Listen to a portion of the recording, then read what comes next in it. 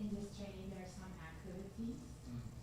Should I just like wait as the, or just like go with it? Because like we're going to share this in a, you know, like a streamline, so I can always say something in the line for those, you know, who would like to do this I activity. often think people like roll for a little bit and Yeah. like maybe fake it like if no one shows up, fake it like there are Okay. people sitting in the audience Yeah. and kind of like, so it's, you know, so Okay. if someone's watching it, we'll be like, okay, everything's still included.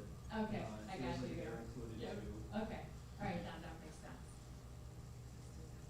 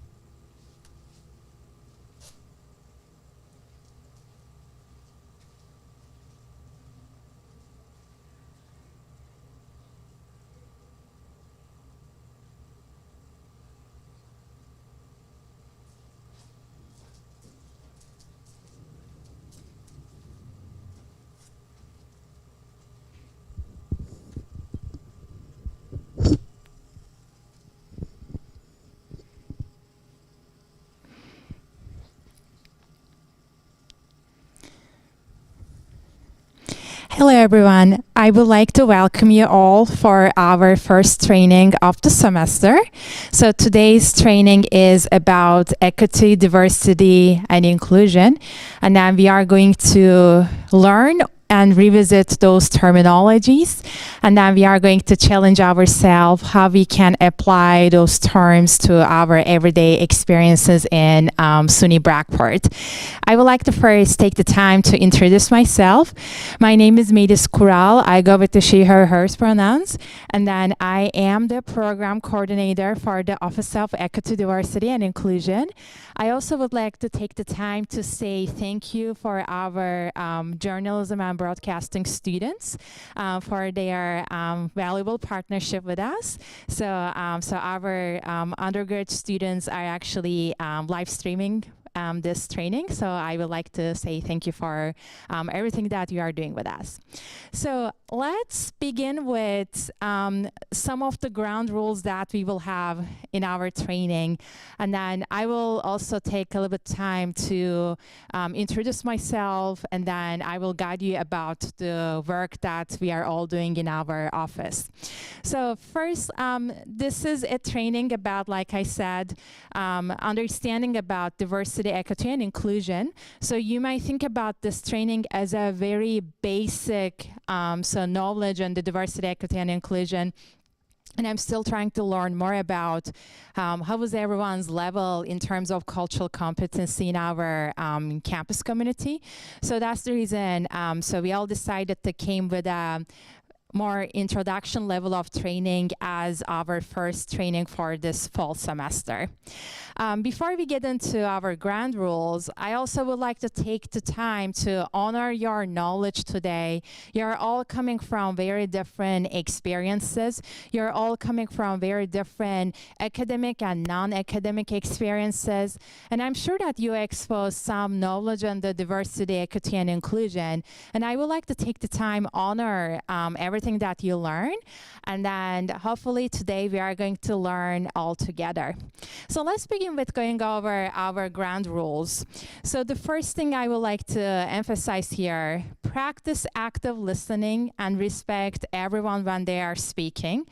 As I stated, we are all coming from very different knowledge. And then I also would like you to think about this as a good opportunity to learn from each other. And please respect to one another when you're all speaking or so interacting throughout this training. The second thing I would like to highlight is to speak from your own experience instead of generalizing. So we are all coming from very different social and personal identities, and we all have very different ways of how we understand and expose to diversity, equity, and inclusion. Please speak from your own experience, but do not generalize your experience. The third thing I would like to highlight, please respectfully challenge one another by asking questions and refrain from personal attacks. So we are all here today to learn from our own experiences. And then I'm kindly inviting you to just challenge each other in a respectful way. So you can say, hey, I'm really curious about your point of view. Can you just, explore this more, or can you expand this more? Because we are in a university environment to learn more about from each other's experiences. The fourth thing is, it is okay to feel vulnerable, especially in this university. We all have different roles and responsibilities, but we all learn by being more vulnerable. It is totally okay to feel vulnerable here, and I'm here today in the setting, and hopefully I'm also here with you in the online setting as well. Especially for those who are with us today, I will make sure that you are feeling okay, because as your trainer, it's also my job that you are okay and you are safe. So again, for those who are with us in the live streaming, hopefully, again, you will own your vulnerability and then you are safe with us in any way that you are. So the last thing is the most important thing for me. So I really enjoy the job that I do, and hopefully you all enjoy. We are learning together, especially the work of diversity, equity, and inclusion. There's always learning, and this is something that I remind myself. I learn from you, you learn from me. Hopefully we are going to all learn together. So I will take the time to ask to our audience, are there anything that we should consider adding into our ground rules? And I will give you maybe just 30 seconds to be mindful with our time.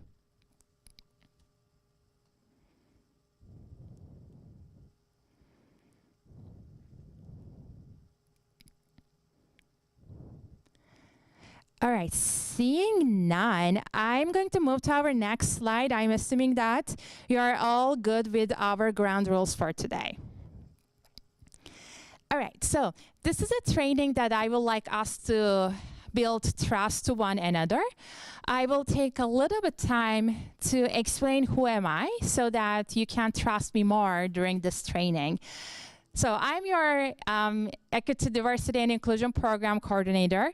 My role in this university is to provide workshops and trainings in the field of diversity, equity, and inclusion. Previously, I was an assistant professor of sociology. Sociology is my academic home. So I taught ethnic diversity, cultural competency courses, and as well as social control and deviance, introduction to sociology. So the reason I'm telling you this, because a lot of the time when I design this training, I'm just thinking from a more sociological lens. However, with interacting with more people, I'm learning from your academic and non-academic knowledge, so I'm trying to challenge myself with more interdisciplinary approach. So I'll just give a little bit information about myself. So I did research on rural and urban regional development. For my dissertation work, I looked at how the rural gentrification process is working, and then how the gentrification and the urban and regional development cases impact women's informal labor networks.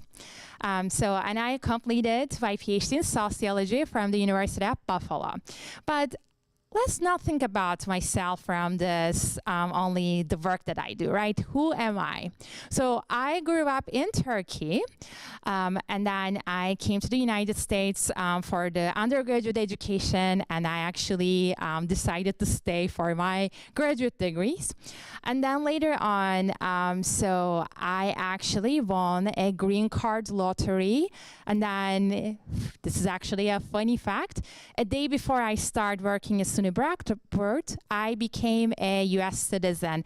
This is something a little bit tough in some ways. It's very exciting, but at the same time, having a dual citizenship definitely shaped my identity. I'm just trying to understand who am I, where do I belong. I'm also trying to figure out my own sense of belonging. That's the reason I want to share my vulnerability with you, because if you're feeling that where do you belong, where do you fit, believe it or not, you are not alone. We are all in this all together.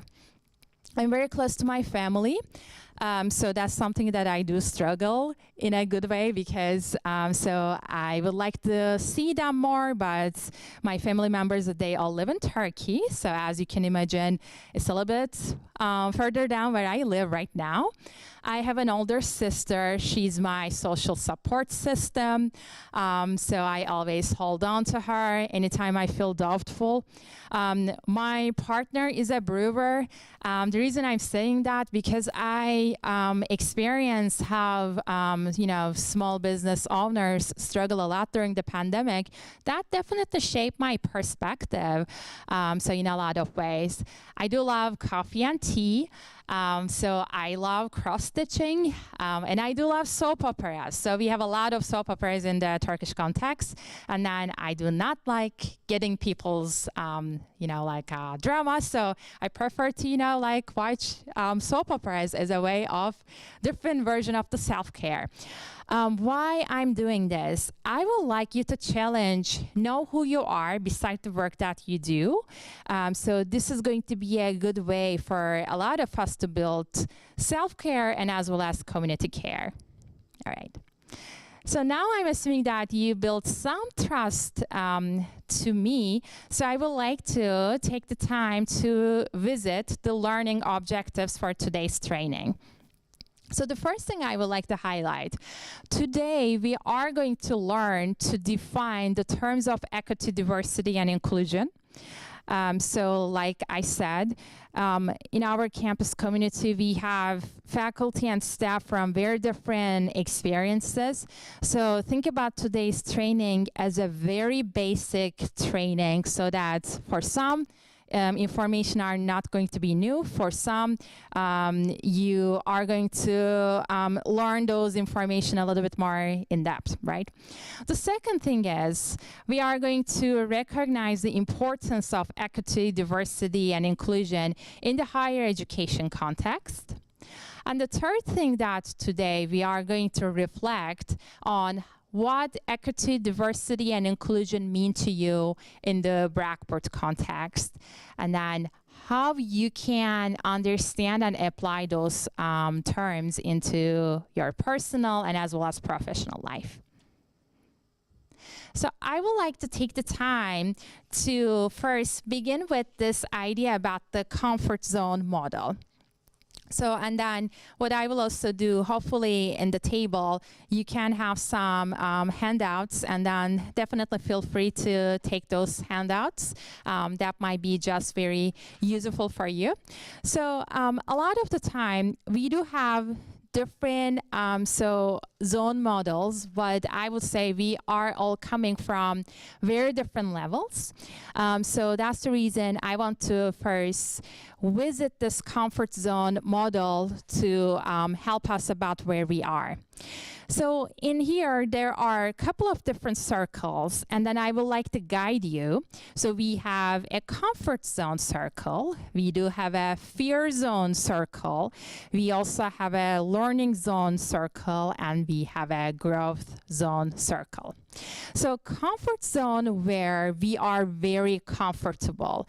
That's the area that we feel safe. We feel like we have control. So think about your everyday routine activities. If you feel like you're constantly feel safe, these are examples about the activities that you are in your comfort zone. Then I would like to move to the learning zone.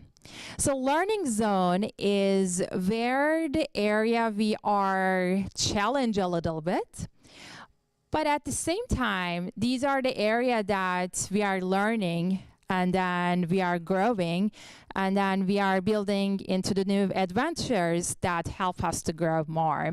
So as much as at first we are being challenged a little bit, this is the area that gives us different possibilities to extend our comfort zone. We are developing new skills. We are learning new ways to be able to cope with the problems. And then later on, we have this thing we call as the growth zone. So these are the areas that we are setting new goals.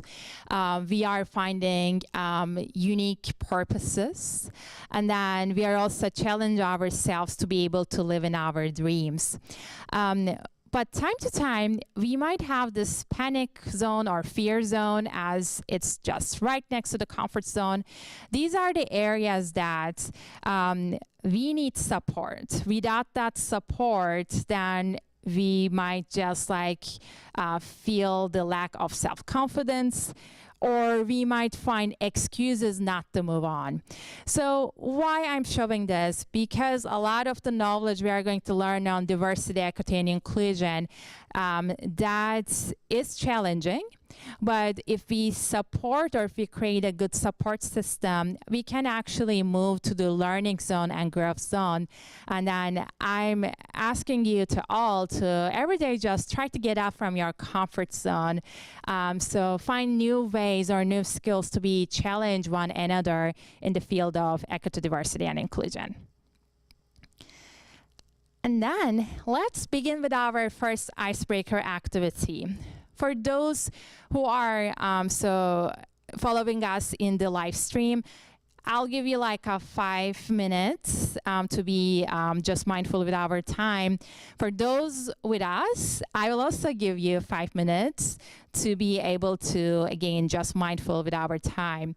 So there are 3 flip cards taped on the wall, and the first one has the title of diversity, the second one has the title of equity, and the third one has the title of inclusion. And then I have these questions that is written in the slide, but I will just like start reading to these questions to you. As I'm reading, please feel free to just like start working on this activity. The first one is, what does diversity mean to you? The second one is, what does equity mean to you? And the third one is, what does inclusion mean to you? So like I said, I'll give you a little bit like 3 to 5 minutes. I know that I cheated. At first I said 5 minutes, but as I'm checking, I really want us to be on time. So I'm just giving you 3 to 5 minutes for you to complete this activity. And then later on, we are going to move on, okay?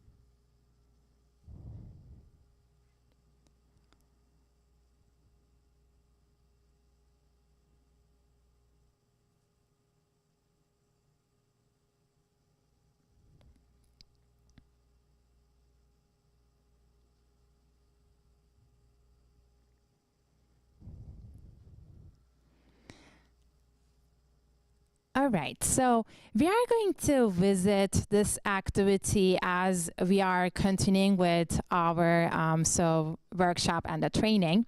Now what we will do, I'm going to move to our next slide, and we are going to learn more about the terms of diversity, equity, and inclusion. And then meanwhile, I will ask you to just revisit what you were writing into this flip card, so that like you can learn more about it as we move on, okay? So let's begin with first diversity. So Diversity is the term that includes race, ethnicity, gender, age, national origin, religion, disability, sexual orientation, socioeconomic status, education, marital status, language, physical appearance. One of the things that I always remind the audience, the term diversity is very diverse in itself. So we are just thinking about our personal identities. We think about our social identities. We do think about different ways of thinking, different beliefs that we might have, value system that we might have. So there's a lot of different knowledge in the idea of diversity. And then I would like to also continue with an example that helps me.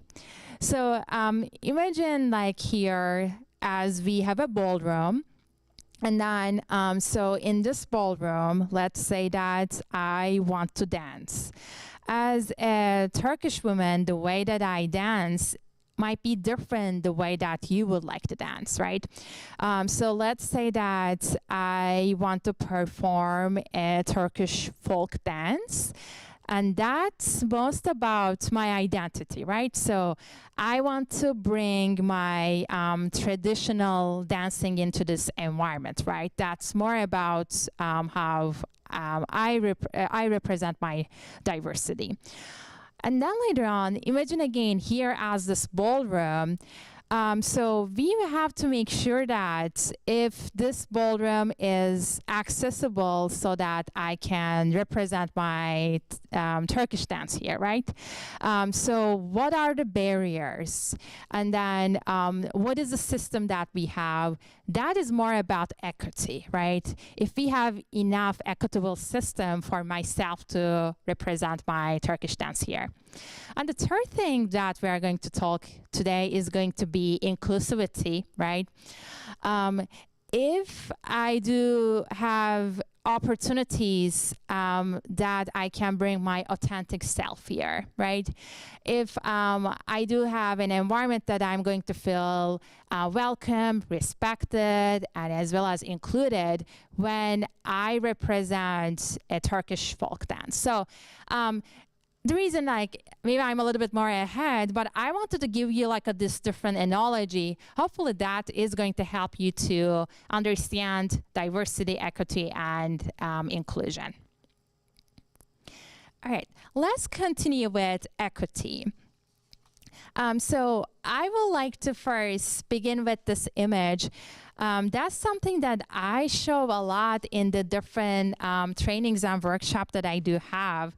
This is not the first time that I saw this, but I would like to just share this with you. Maybe for some, it might be the first time that you are ever seeing this photo, and I will give you some context about this. But first thing I would like to help, and then so maybe just guide you. Equity is a very helpful term because it guides us to understand how so we do need the equitable system for us to so access to the equal so participation. And then as one thing I would like to highlight in here, the term equity analyzes the creation of the opportunities for all of us to have equal and successful outcomes and participation. And then the other thing I would like to highlight in here, in the term of equity, we are actually taking structural factors that shape our diverse identities. So our structural factors might benefit us, but in some way, depends on the structural factors we experience, that can also harm us, right? So now I will just go through this photo with you all. So on my left, you will see these three individuals, and each individual is giving only one box, and that's the image that says equality. So when those individuals who have different identities, different height, different measures, when they were giving the equal amount of box, that doesn't really bring us an equal outcome, right? Because the person who is taller becomes way taller. The person who is the shortest cannot even view this baseball game. But on the other hand, in the image of equity, what we are trying to do, who are the people who definitely need a box? Who are the people who might need more boxes versus who are the people who need smaller amount of box?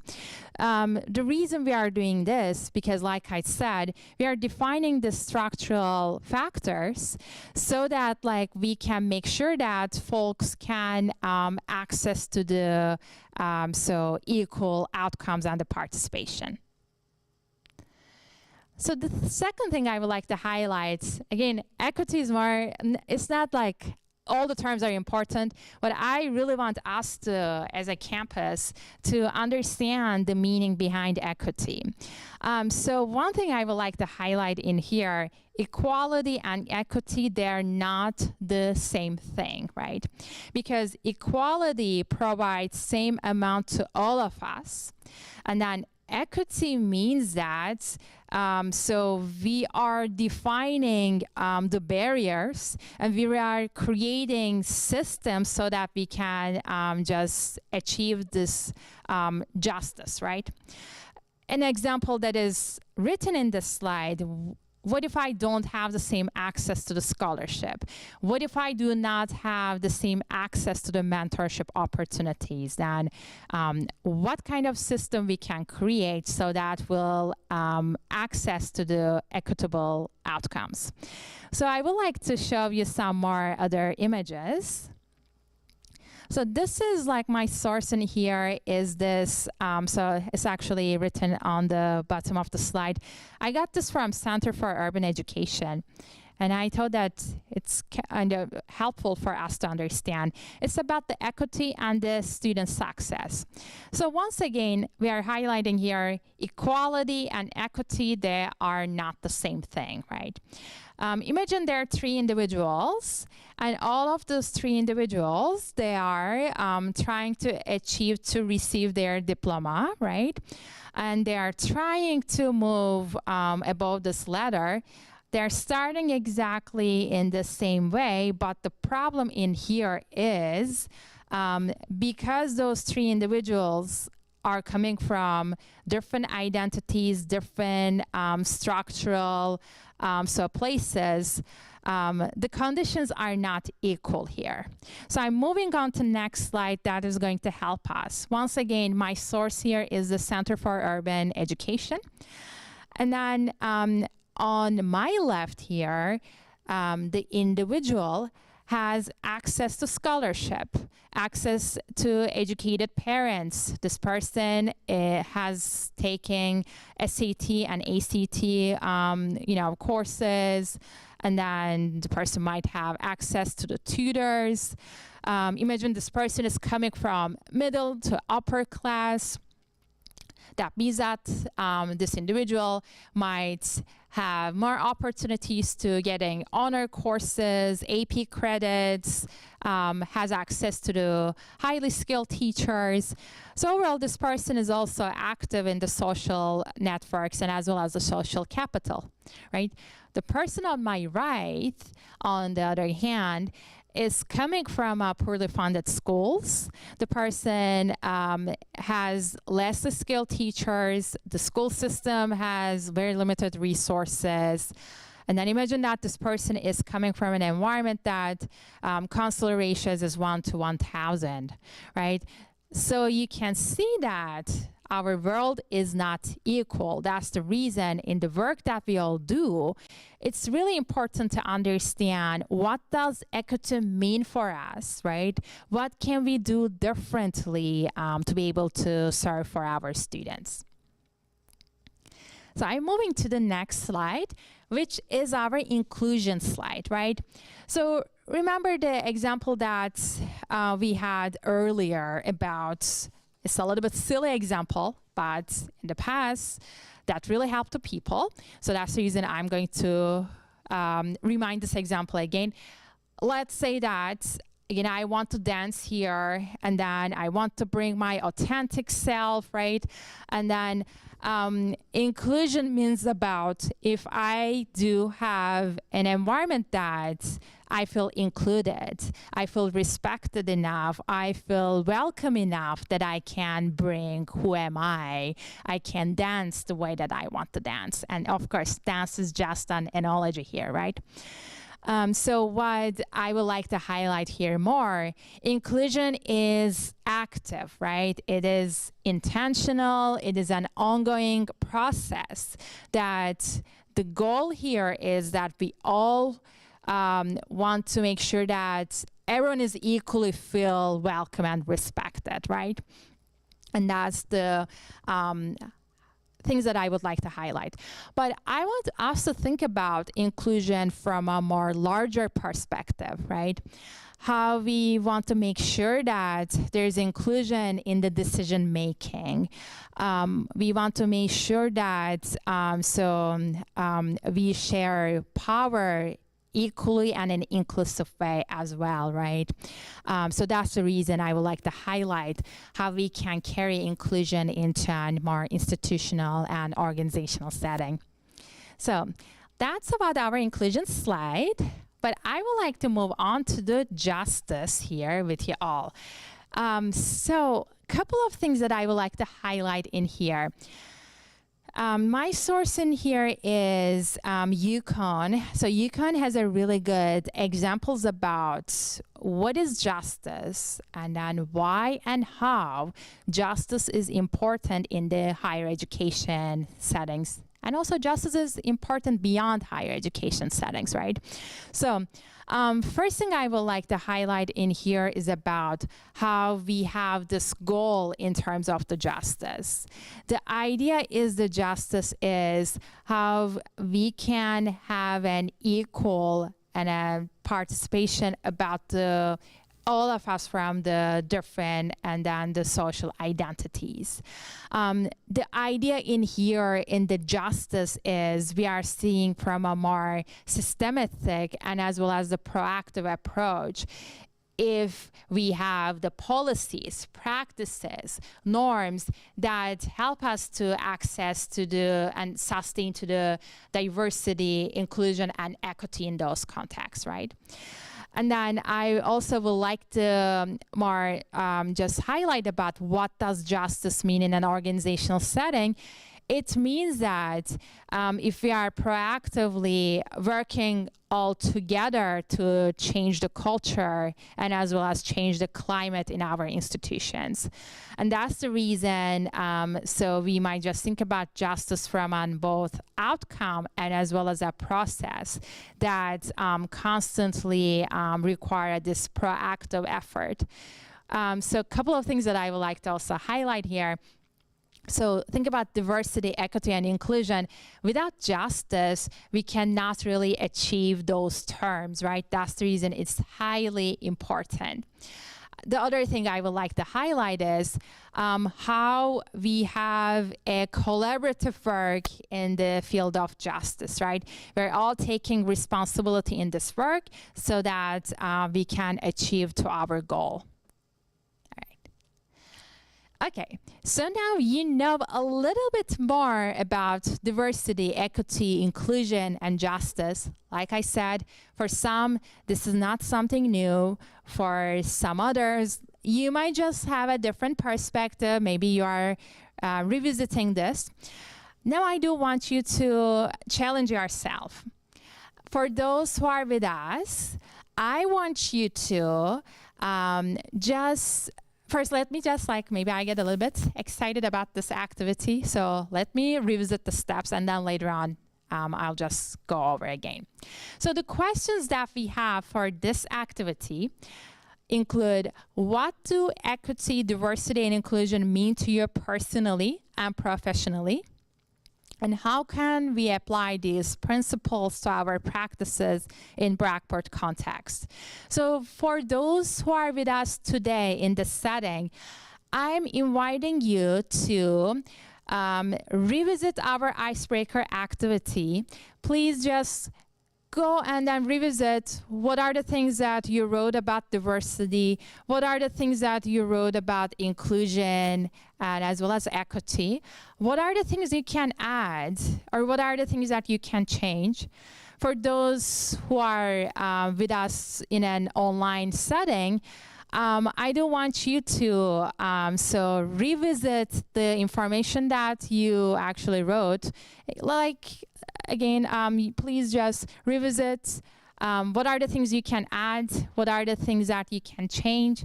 And then for this time, I'll just give you 4 minutes because I might need a little bit water break. And then later on, we'll continue our training.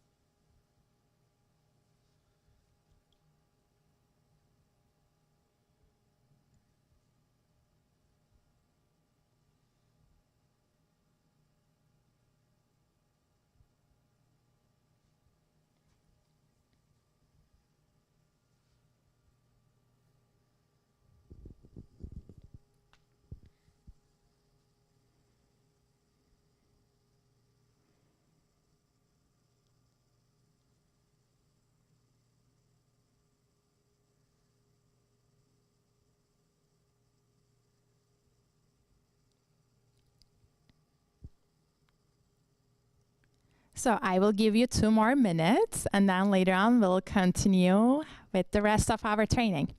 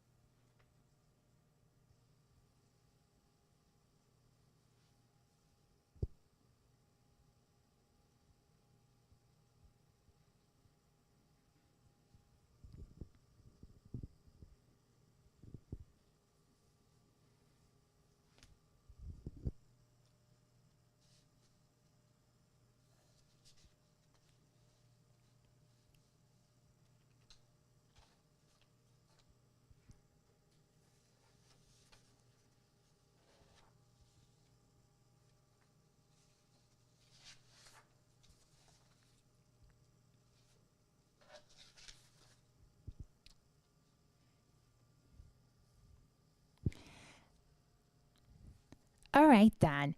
So let's move on to the next part in our training, which is going to be the socialization part.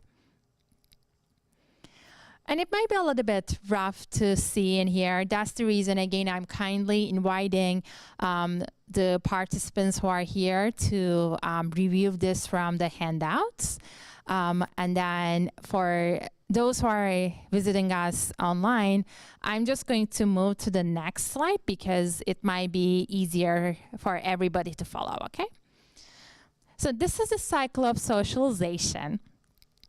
And then a lot of the time, the core of our socialization include feelings, right? We might have fear, we might have anxiety, we might have happiness, we might have some sadness, we might have, I do believe that I already said, but some frustration and then anger. So this is the core of our socialization.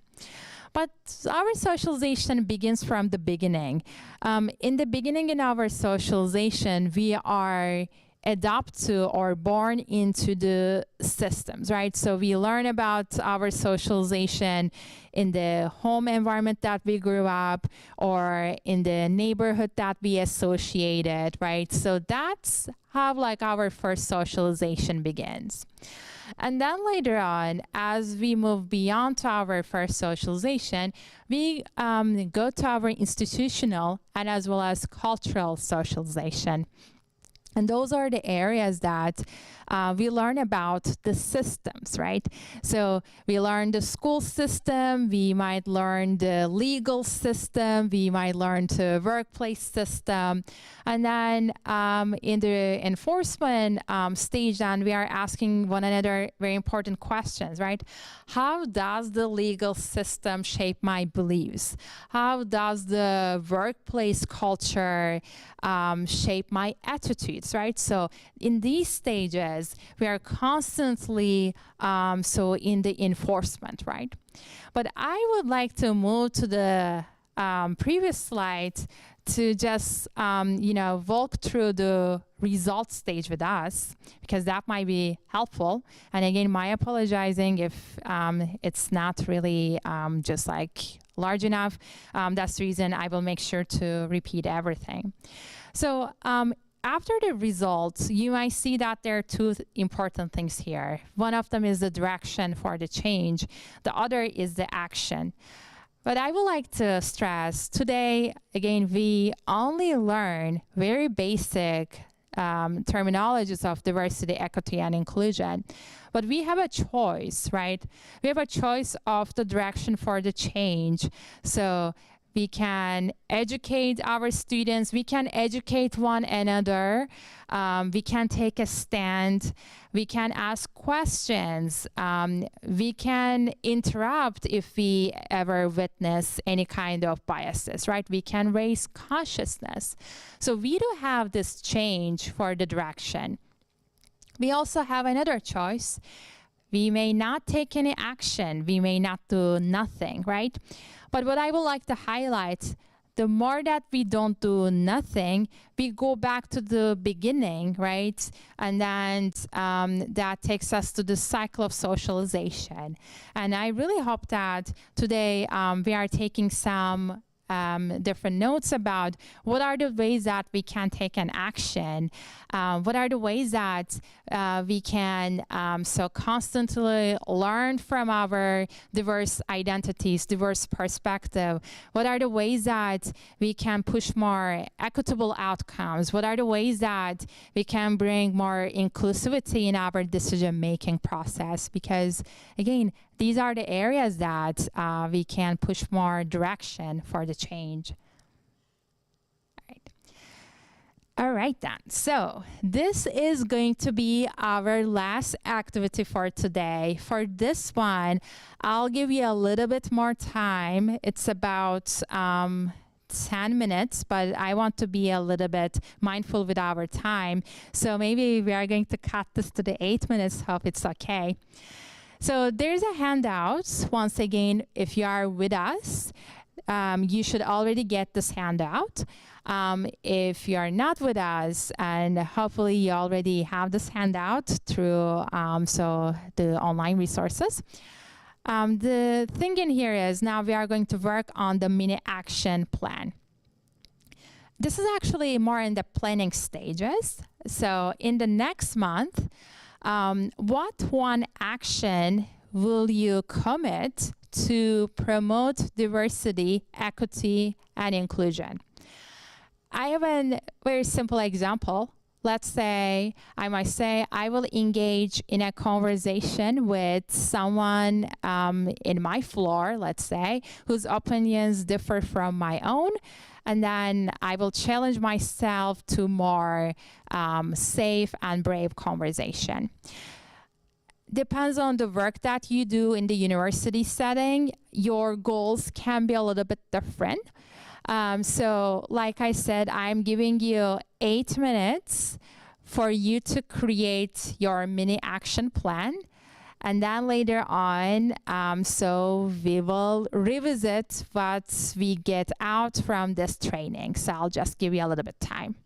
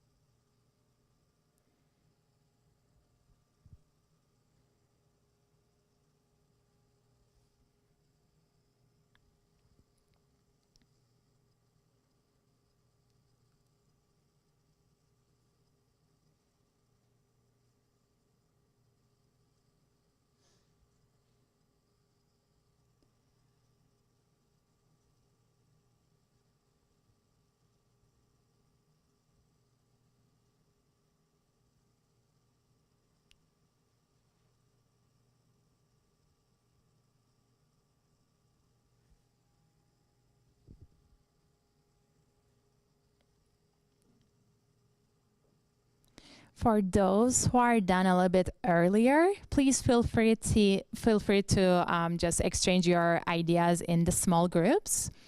I'll give you 3 more minutes, and then we are going to continue with our next slide.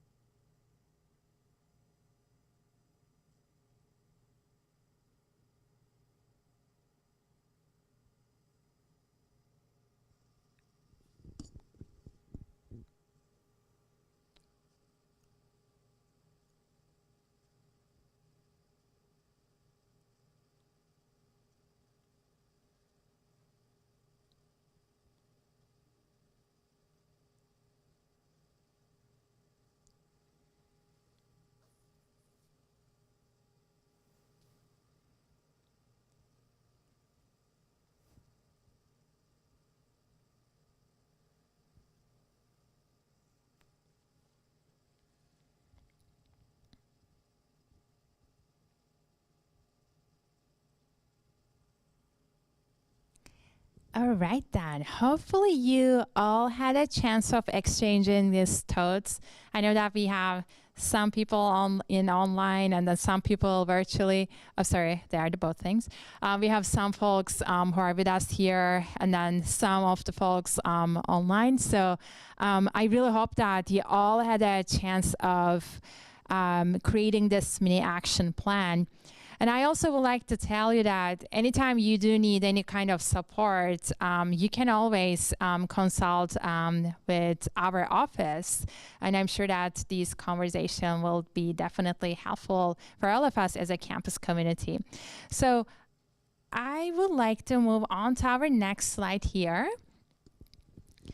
And then once again, I will just go over this, but it might be a little bit hard to view everything here. That's the reason in a moment, I would like to move to our next slide that can be more just clear for all of us. In here, what I would like to highlight, this is called the change curve model. And then that might be a good way for us to wrap up for today, because this model helps us why and how change can be challenging. And then this model, as we call Kubler-Ross change curve, that's actually modified through the different cycles of the grieving. So first we have shock and denial, right? We deny that change is happening, and then we can deflect. In some ways, we can be argumentative. And if I go back to the shock and denial process, this is the time that we say, can I cope with this, right? There might be different emotions, such as anxiety to happiness. We might say, at least something is going to change. So this process is a little bit blurry, right? And then the second process is anger and frustration. So once reality sets us and we might become a little bit angry, we might get frustrated with this process. So again, if we go back to the cycle of anger, the idea is, what impact will this have? How will it affect me? Oh no, this is bigger than I thought. Did I really do that, right? So there's a lot of emotions in here. Oops, sorry. And then we have the acceptance stage. In the acceptance stage, people begin letting go. And this is the time that we are testing, we are explaining what's going on, but we are actually in peace.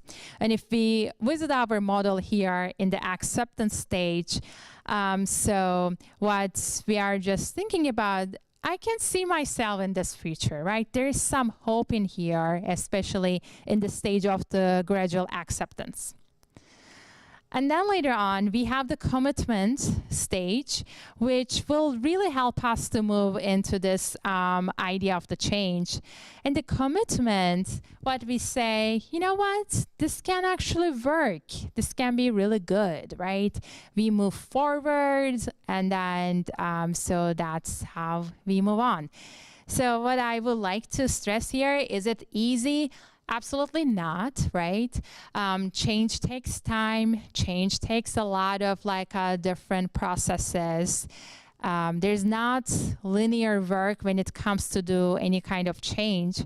But as we start the semester, and hopefully, you revisit your goals about the diversity, equity, and inclusion, and then we all find ways to what are the ways that we can change? What are the ways that we can move towards more inclusive and equitable outcomes?